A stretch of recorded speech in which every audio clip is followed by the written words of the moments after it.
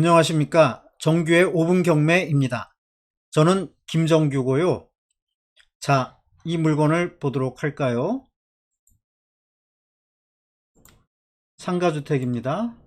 상가주택. 그림을 보도록 하죠. 요 건물입니다. 요 건물. 1층, 2층, 3층. 가로수가 보이고요. 전봇대도 있습니다. 도로에 붙어 있다는 걸 알 수 있죠. 도로 바로 옆에 붙어 있어요. 주변 환경을 보기 위해서 전체 사진을 한번 보도록 할 거예요. 위에서 한번 내려다 봅시다. 이렇게 중학교가 보이고 초등학교가 보이고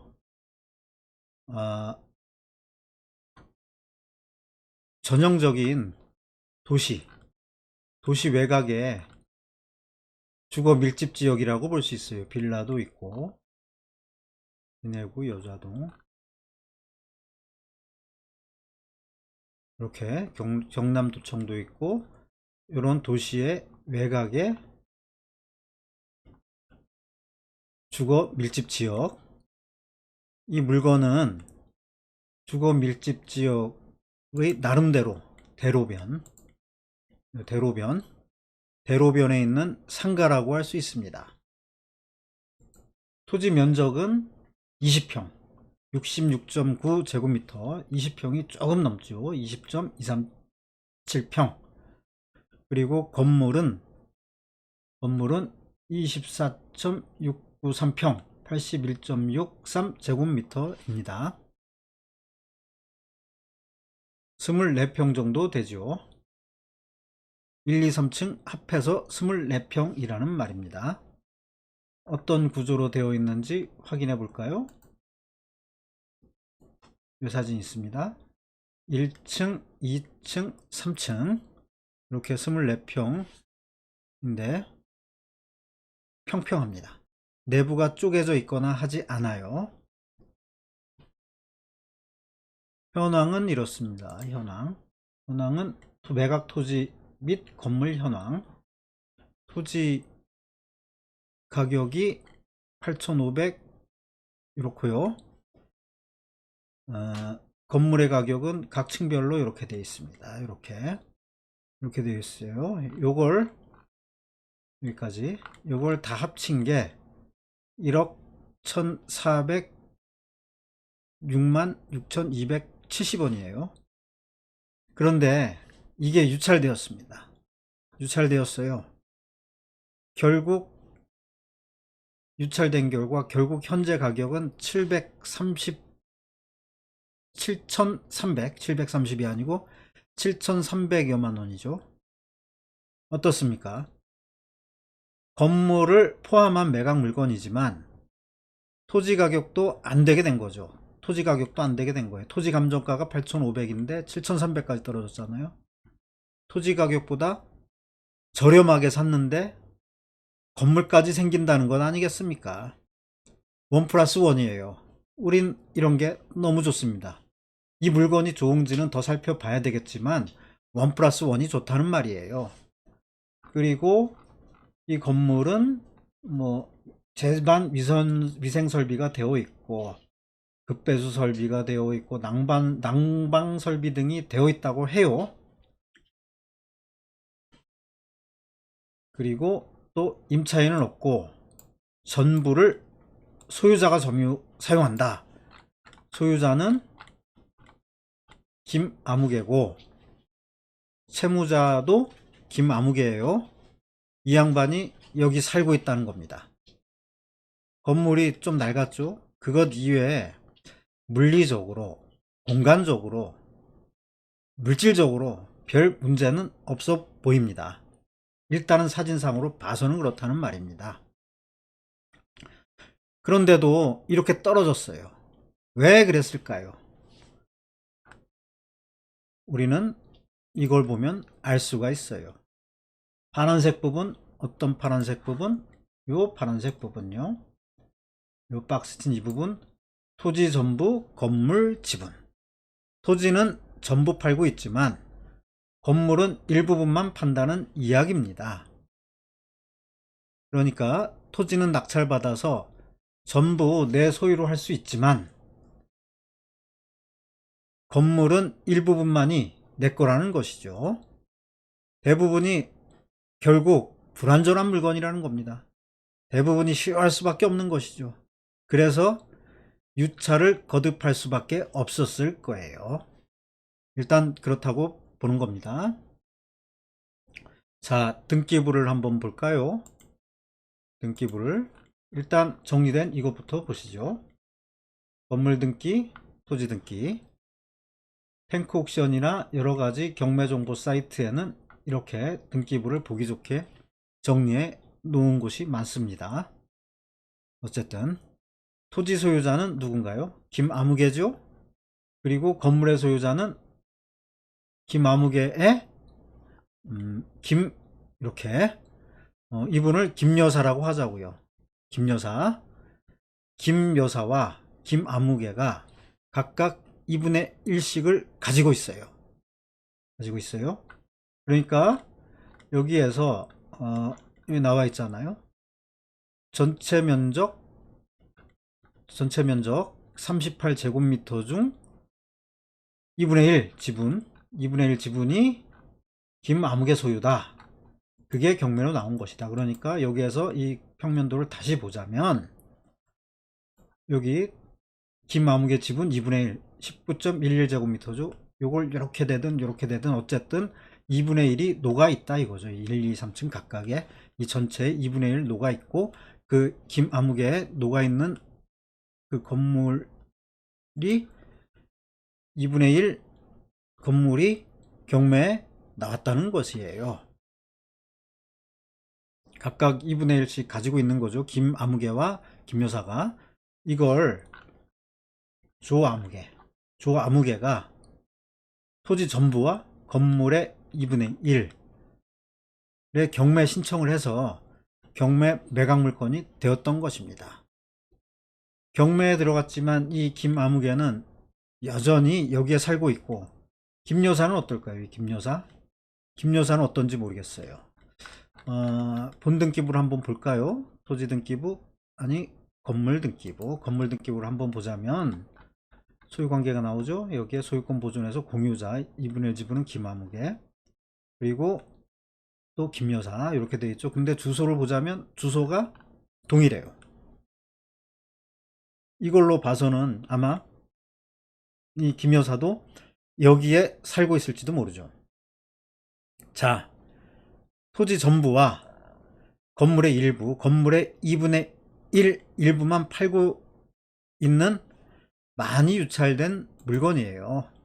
64%까지 떨어졌어요. 어떻게 할까요? 그러니까 이걸 낙찰 받은 후에 어떻게 할까요? 어떤 생각이 드십니까? 내가 나만의 공간으로 이렇게 삼아서 쓸까요? 1층부터 2층, 3층까지 어떤 식으로든 해서 트던 말던 전체 공간을 트던 천정을 높게 하든 어떤 식으로 하든 3층까지 다 쓰는 거예요. 1층부터 웬만한 오피스텔 하나도 웬만한 지역에 웬만한 오피스텔 한 칸도 1억이 넘어가잖아요. 그런데 그 가격도 안 되는 가격에 3층까지 있는 나만의 공간, 상가든 주택이든 그걸 확보하는 거죠. 아니면 그게 아니면 새를 놓는 건 어떨까요? 새. 대로변이니까 1층에 상가를 넣고 2층, 3층은 주거용으로 월세를 넣는 거예요. 자, 주거용으로 월세.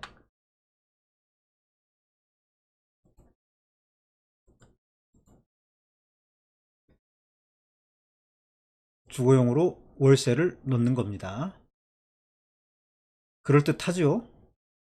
만약 월세를 넣는다면 얼마를 받을 수 있을까요? 세상 어디든 몸을 눕히고 씻고 밥을 해 먹을 수 있는 공간의 기본 가격은 한 30만 원 정도 하지 않을까요? 그렇다면 1층에 30, 1층에 40, 1층에 40, 30이 아니고 40. 그리고 2층에 30, 2층에 30, 3층은 그렇죠. 30, 3층도 30. 이렇게 세를 주는 거예요. 이 정도에. 합이 얼마죠? 100이에요. 100. 100 정도 받을 수 있을지도 몰라요. 어떻습니까?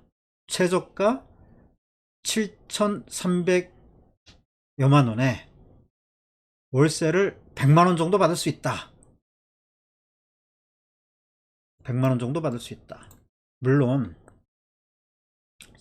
실제 낙찰 금액과 최소 벽지 바르는 정도의 리모델링, 그렇죠, 리모델링을 따져보면 돈이 더 들겠지만 이 정도면 대단한 수익률 아닐까요?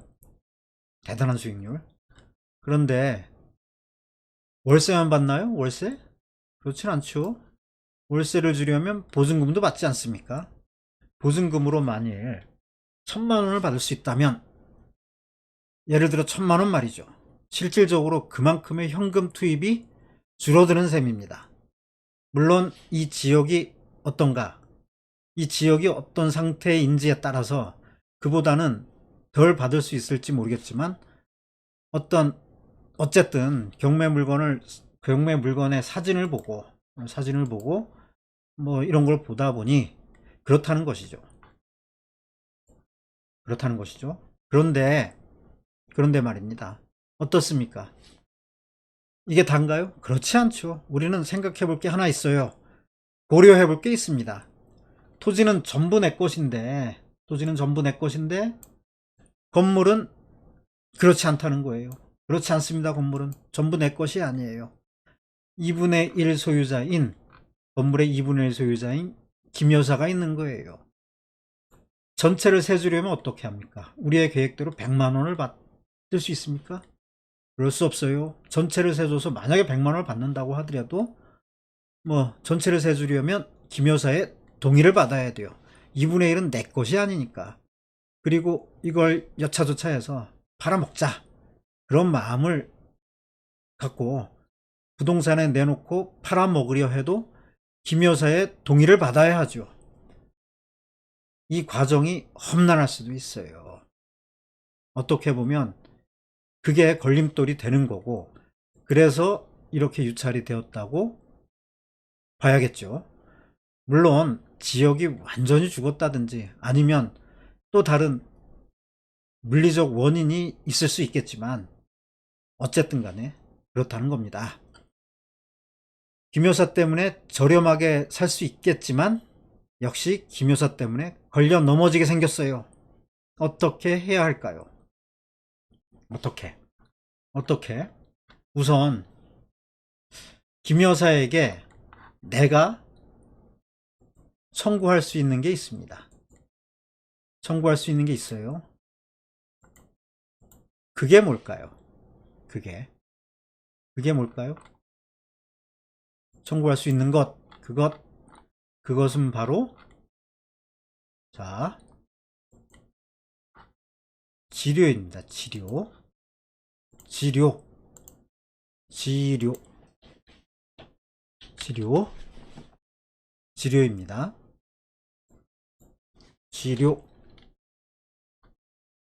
요거 한번 써볼까요?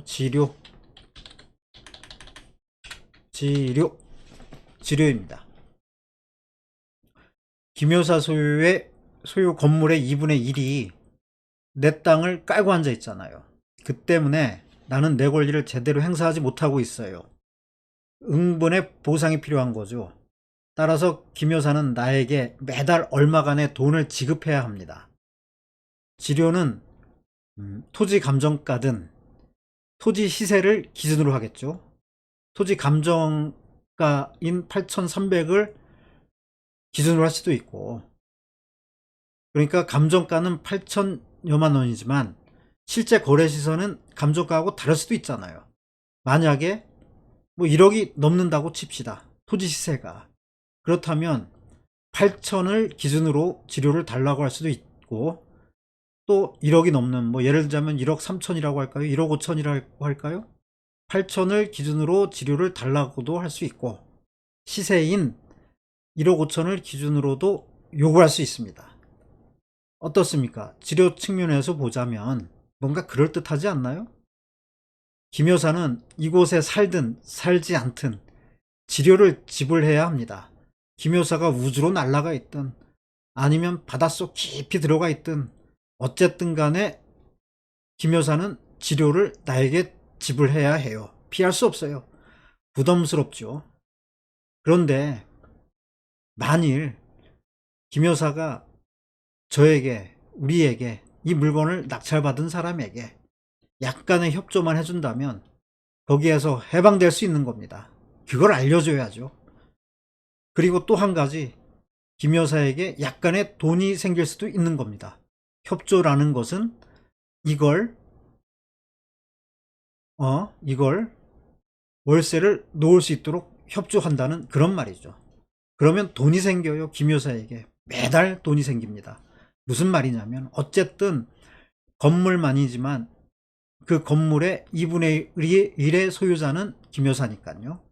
그래서 월세를 받을 권리가 있다는 것 아니겠어요. 이렇게 본다면 김 여사가 협조를 안 해줄까요? 김 여사의 이익을 두고 협의를 본다면 어쨌든 간에 협의 가능성은 있는 겁니다. 김 여사는 걸림돌처럼 보였지만 관점만 바꾸면 협력 관계가 될 수도 있는 조력자라고 볼 수도 있어요. 그리고 한편으로 김아무개와 김 여사가 지금은 상황이 이래저래 해서 경매에 들어갔지만 다른 곳으로 가고 싶지도 않고 그냥 이곳에서 계속 눌러앉아 살고 싶다고 합시다. 그렇다고 합시다. 그렇다면 우리는 또 다른 해법을 시도할 수 있는 거죠. 어떻게? 그렇죠. 그들이 여기에 계속 살게 하는 거죠. 더불어 소유권 이전을 해주는 겁니다. 김아무개 명의든 김 여사 명의든 둘의 공동 명의로든 어쨌든 이전을 해주는 거죠. 물론 당연히 소정의 수고비와 토지와 건물의 2분의 1 가격은 받아야 하지 말입니다. 그 과정에서 얼마간의 수익도 발생한다는 것 아니겠습니까? 돈이 어딨냐고요? 팔린 다음에 배당받을 거 아니에요. 김씨든 뭐든 김씨가 배당을 받을 거예요.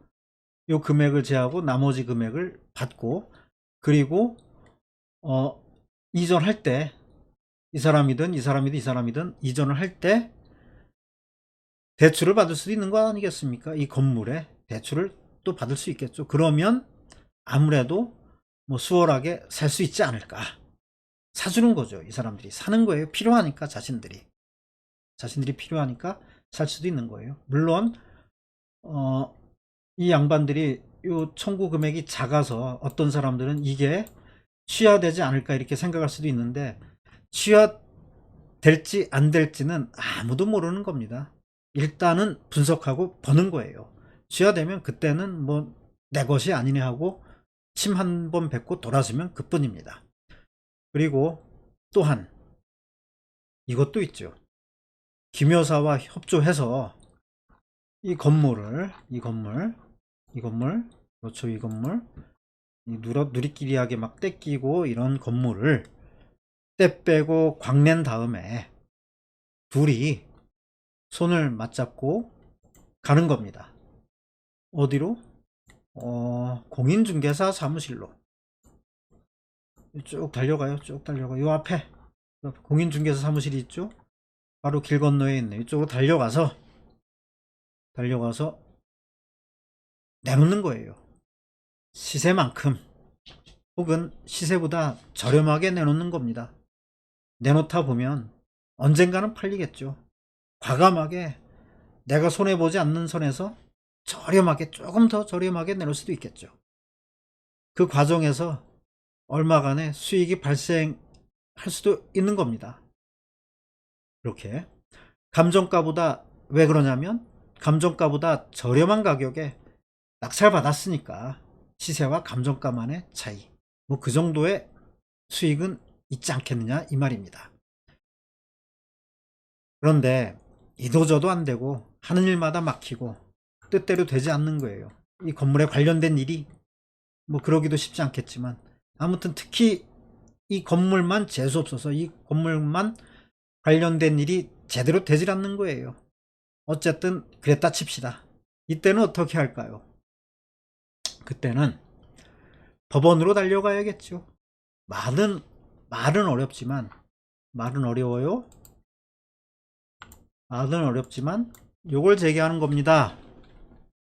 공유물 분할 청구 소송, 요걸 제기하는 거예요.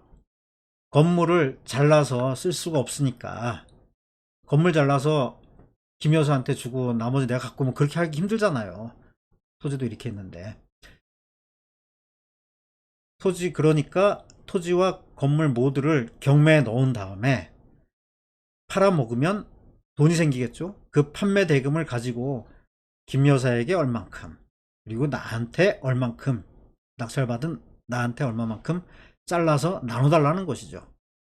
최후의 수단이긴 하지만 아마도 온전한 건물이니까, 지분 건물 뭐 이런 것도 아니고 이제 제대로 된 건물 아니겠어요?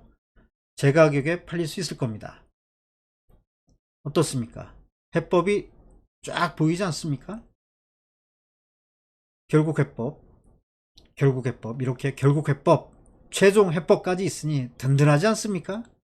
물론 이런 계획이 현실화될지는 현장에 가서 직접 사람을 만나보고 문서로 볼 수 없는 색다른 문제가 있는지 확인해 봐야 돼요. 확인해 봐야지. 뭐 예를 들자면 폐가 망신하고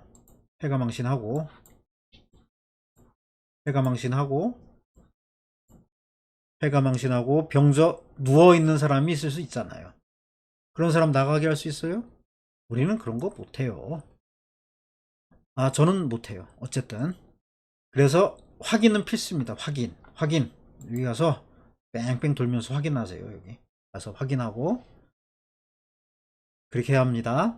자동차를 살 때도 이리저리 살펴보고 따져보고 시승도 해보고 사잖아요. 옷을 살 때도 역시 이리저리 살펴보고 입어도 보고 합니다. 마찬가지예요. 아니, 부동산은 더 확인해야 돼요. 더 확인. 자동차보다 비싸고 옷보다 더 비싼 것이 대부분이잖아요. 물론 자동차보다 훨씬 더 비싸고, 뭐 그런, 자동차가 훨씬 더 비싸고 옷이 더 비싼 그런 것도 있을 수 있겠죠. 이것보다 더 비싼 것도 있을 수 있겠죠. 어쨌든, 그리고 내가 살 자동차를 다른 사람이 먼저 시승하고 막 살펴본 다음에 내가 그 다음에 사나요? 내가 입을 옷을 남이 막 입어보고 뭐 이렇게 거울 앞에 가서 폼재보고 이런 다음에 그 옷을 내가 사나요?